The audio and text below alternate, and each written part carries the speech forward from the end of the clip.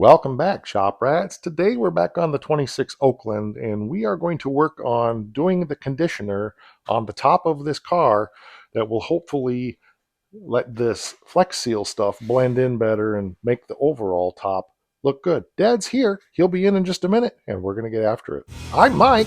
This is My Cars Shop. So Rembrandt's at it again. He's got paintbrush in hand, and he's putting on this stuff that we got from...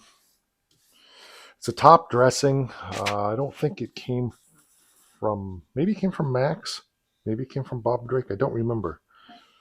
But, here's the... Oh, from Snyder's. Okay, from Snyder's is where it came. And it's a combination of basically black paint and xylene. So it's just a dressing to make the top all one color and seal it up a little bit. Somebody was asking what the top is on these cars. It's vinyl. Vinyl was invented in the late 1800s. It was put into cloth for circumstances like this in 1920. So vinyl tops have been around for a very long time. A lot longer than people think, but vinyl was invented, I think it was 1896, and I don't remember what the earliest applications were, but very quickly they developed vinyl for records. And that was actually before vinyl for vinyl tops.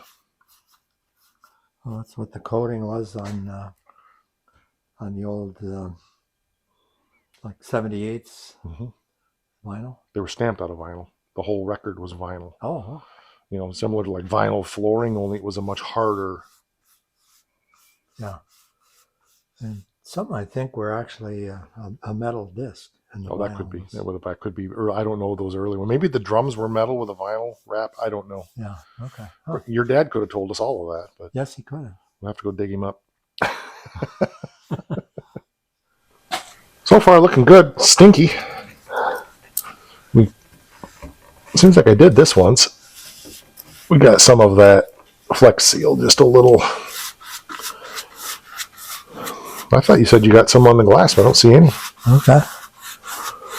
It's a little hard to see the black against the dark stuff. No, I think that looks good.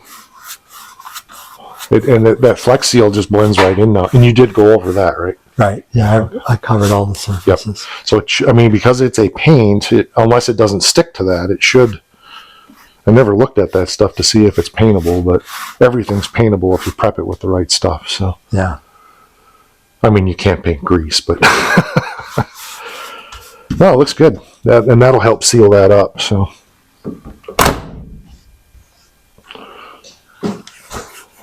Yeah, very good.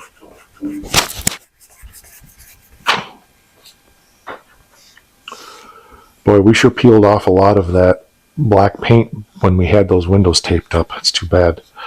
Maybe at some point I will just mask that off and shoot that real quick, even with some rattle can black, just to get that. What did we do? When we taped these windows off, remember, because we didn't want critters getting in here? Yeah. When we peeled the tape, because Grandpa didn't prep this well, paint peeled off. So yeah, okay. Should never have done. If it was prepped properly, it never would have done that. But combination of typical paint prep where you don't sand it well enough after you prime it, and then also you don't put the paint on wet enough so it doesn't stick right. So, and I mean, he painted with one of those vacuum cleaner things, wasn't it, or something? Do you remember? I know he had one of those vacuum cleaner spray guns. Oh. Or did he use... No, I don't remember that one.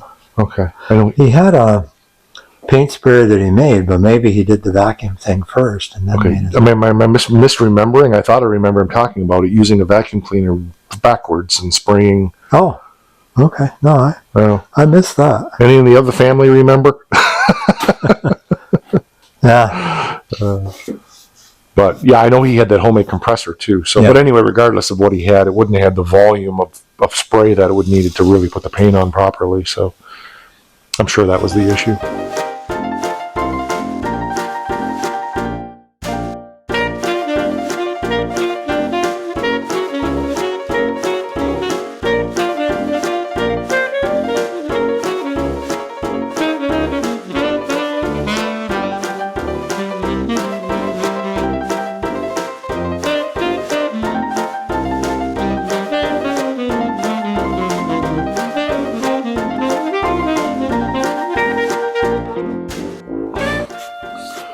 Is it the light getting you? Is that what it is? Part of it's not too bad here. Okay. I could turn that light off if you want. No, that's okay. The other thing is, her graduated lenses. Oh, yeah. Yeah. You know, because I'm looking through the top here, but that's for distance. Right. So I'll hold the bottom of the glasses up there and I can see better. I think I got all these other spots touched up now. Nancy discovered that glasses that are narrower, like, well, these are pretty deep, but the narrower ones actually work better for looking at things close, because your closest vision part of the lens then is higher up because it doesn't have that deep. Yeah. Probably depends on your prescription also. Yeah, probably.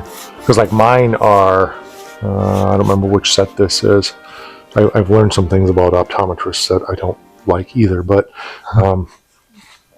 one of my pairs is the distance vision is just clear glass. There's nothing. And then for these down low, it's the prescription. Right. I can't see down here. I trip on stuff all the time. And you know, these are fairly narrow lenses compared to yours. My other set is even narrower, and they're worse for tripping on stuff. Oh yeah.